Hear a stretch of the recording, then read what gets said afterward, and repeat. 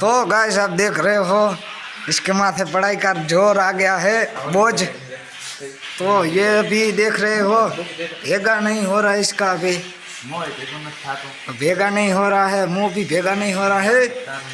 तो देख रहे हो गाइस ये बंदा इसको सिखा रहा है क्या करना है क्या नहीं।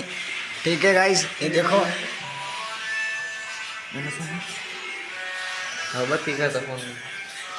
देखो ये कुछ गैजेट लाया है बंदा डोरेमोन के पास से।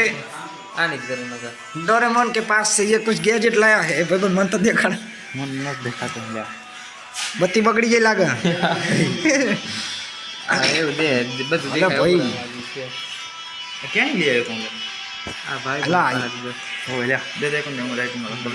ये देखा यार।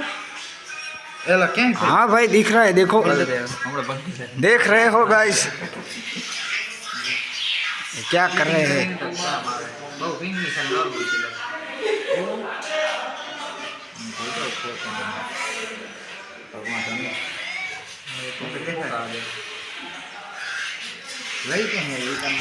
तो गाइस वीडियो पसंद आए तो वीडियो को लाइक कर दीजिए, चैनल को सब्सक्राइब कर दीजिए और ज़्यादा से ज़्यादा शेयर कर दीजिए। तो बनते रहिए,